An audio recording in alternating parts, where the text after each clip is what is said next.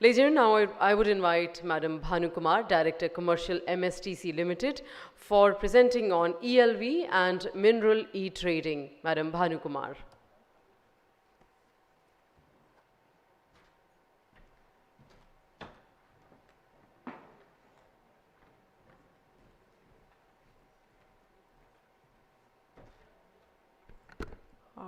Good morning to all of you, and I'll again start with Monica's invitation.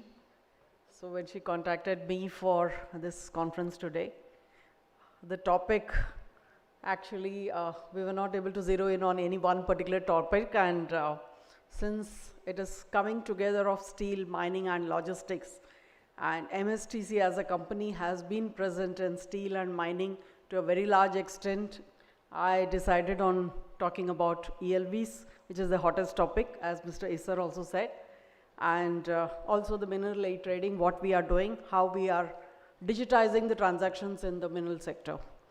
So as you may all be aware, MSTC is a leading e-commerce service provider in the country and is a preferred service provider for digitizing transactions, especially of the natural resources. So right from coal block to mineral blocks to spectrum to everything gets auctioned through us.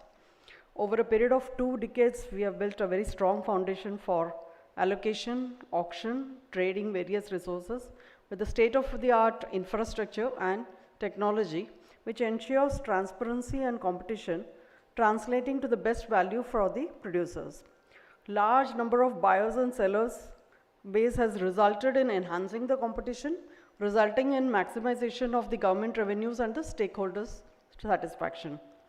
Our clients are basically the Government of India and the state governments in the sectors like telecom, power, coal, mines, petroleum and natural gas, civil aviation, defense, most of the PSUs, banks, customs, RBI, autonomous bodies, and a large number of leading private sector organizations like Reliance, Tata's, Aditya Birla Group, Vedanta, ArcelorMittal, Nippon Steel, Larsen and Toubro, Bharti Enterprises, Airtel, Indus Towers. These are the people who are generating a large number of scrap, and they have reposed faith in our system for selling their scrap. Now coming to the topic of ELVs. As you all are aware, end-of-life vehicles was mostly sold in the informal sector, who disposed of these vehicles in a non-environmental friendly manner, and it was all in the black economy. There was no accountability. Mr. Isar spoke very clearly, very nicely about the circular economy and the importance of scrap in that. And what is happening in the policy framework is giving us the impetus to drive this growth in involving everyone, every stakeholder, towards the ultimate goal of a circular economy. Recently, Ministry of Road Transport and Highways has notified to use the MSTC auction portal for channelizing and selling the end-of-life vehicles owned by the central state governments, autonomous bodies, PSUs, mainly in the government sector. The ELVs are supposed to be sold only to the registered vehicle scrapping facilities, and the MSTC's auction portal ensures that, and the operations are allowed only for such facilities and not for anyone else. So this way we are sure that it's going into the right hands. Brief on the policy aspects I'll just touch upon.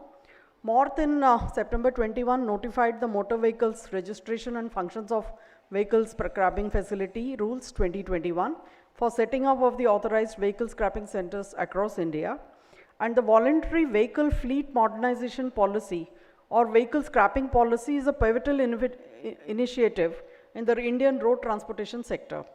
The objective of the policy was to reduce pollution by scrapping vehicles with invalid registration certificates, fitness certificates, to improve the road safety, improve fuel efficiency, reduce maintenance costs for vehicle owners, promote circular economy, formalize the currently informal vehicle scrappage industry, boost availability of low-cost raw material, and last but not the least, boost the auto sector sales and generate employment.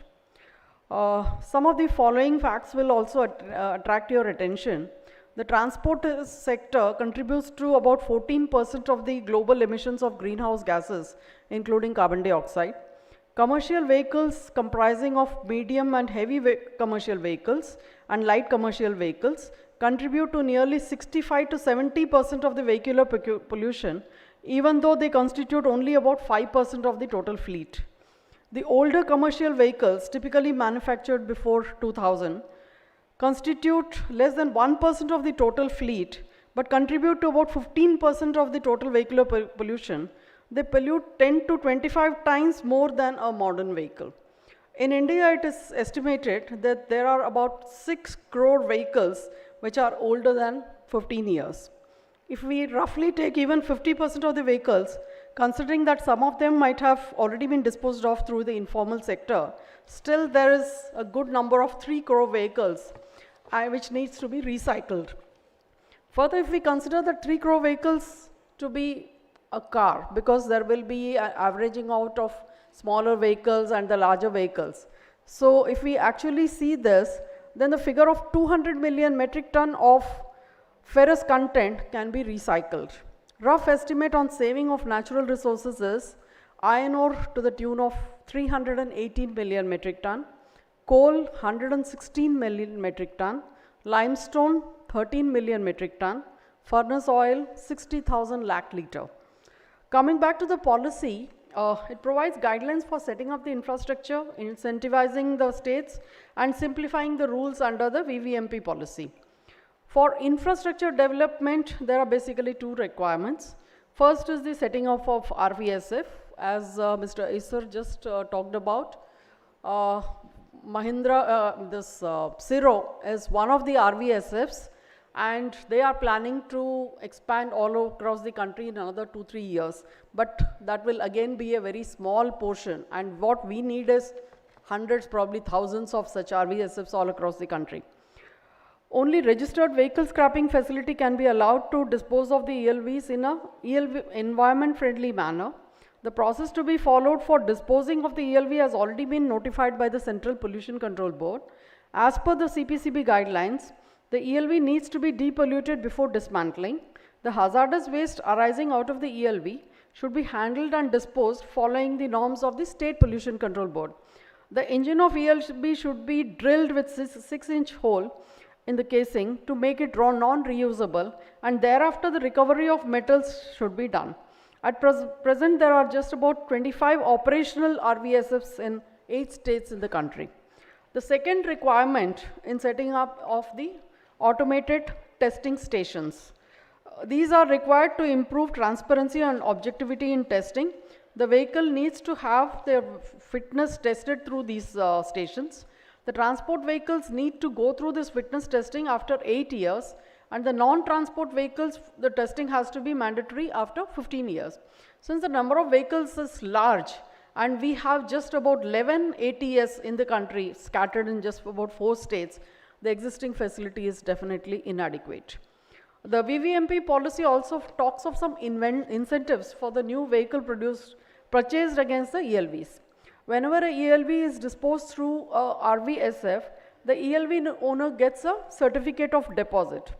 In case he buys another new vehicle in lieu of the older ELV that has been given to RVSF, the benefits of registration fee waiver, concession on road tax, and non-transport and up to 15% concession on transport vehicles, waiver on liabilities against old vehicles. These are all already provisioned in the policy. Another initiative is the simplification of the VVMP rules for setting up of RVSF and ATS.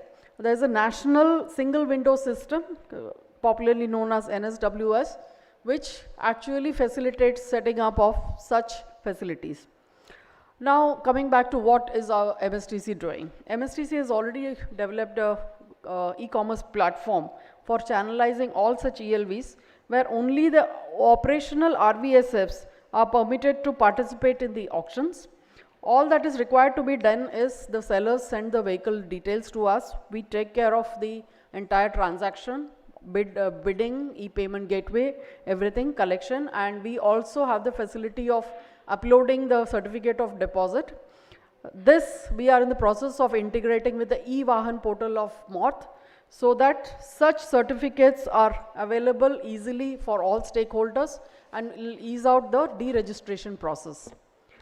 It is expected that about 2.5 lakh vehicles in the government sector alone is available, which is to be disposed of in the near future. About 10,000 vehicles are already in the pipeline for various RVSFs to take.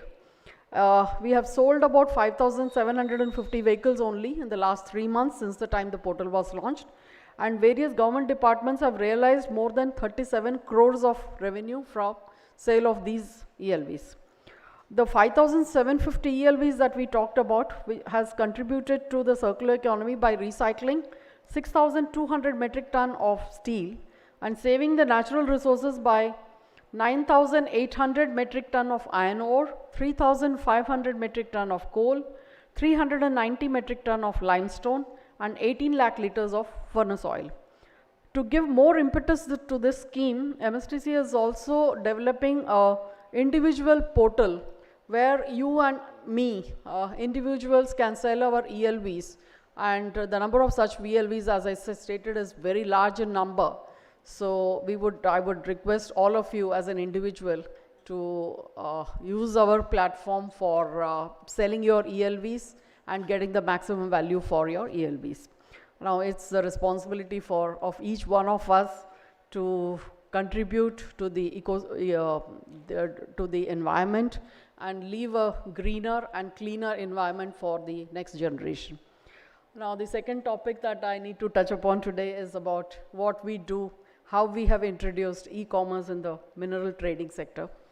So post the MMDR Act, Amendment Act, which happened in 2015, MSTC was asked to develop the national e-bidding portal for sale of all the major mineral blocks in the country, and e-auctions were conducted by MSTC to allot the mining, lease and composite licenses for various state governments.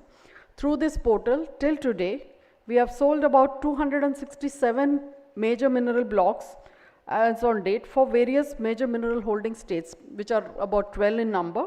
Most of these blocks are of iron ore, limestone, bauxite, gold, graphite, manganese, diamond, chromite, kyanite, rock phosphate, phosphorate.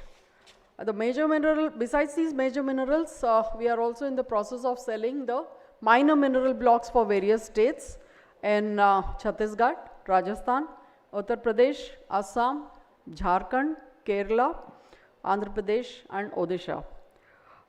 And one very important aspect, what is our contribution, how e-commerce has actually benefited the states and the government, is a success story that I would like to talk about for Uttar Pradesh. As you all know, sand is a very sensitive subject in this country, and we introduced sale of sand block in Uttar Pradesh. That was way back in 2018, and till today we have sold about 2,000 blocks in Uttar Pradesh. The system has been audited by almost everybody in the country. There was even a special investigation team as to whether the process is unparalleled and glitch-free and tamper-proof. And we have come out with the best results. The credibility of the system has been established, and more states are now adopting this model for sale of their minerals, including sand. Besides the major and minor mineral blocks, we also are selling all the mined minerals. So most of these mined minerals are iron ore, chrome ore, and many of you are already our clients. Either you're buying or you're selling through us. So thanks for the patronage. To conclude, we did a small exercise of understanding what is the requirement in the mineral e-trade sector. And 2-3 points that came to our knowledge was, apart from the actual bidding process, you also wanted to have a calendar well in advance so that you can plan your procurement activities and your purchase processes can be more streamlined. The second suggestion was to integrate some logistic service providers. We are already on the job, We take all these feedback very seriously, and we will definitely be having a panel list of logistic service providers who will actually be giving service to for all transportation of all the minerals in the country. The third was some kind of financial assistance, if it is possible, for such trade as well as for procurement. We are in touch with most of the banks, and some of them have shown interest. So definitely through our portal, we will also be able to facilitate some financing for your procurement needs. So that's all I have wanted to say about the main two topics, which actually connects in being stronger and together. Thank you.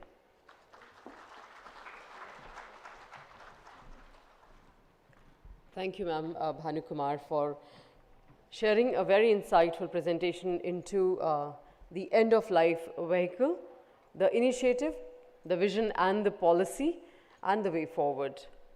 Vehicles that are being recycled in an environmentally safe manner, and also sharing the story of successful story of selling this sand block in Uttar Pradesh. We are very thankful.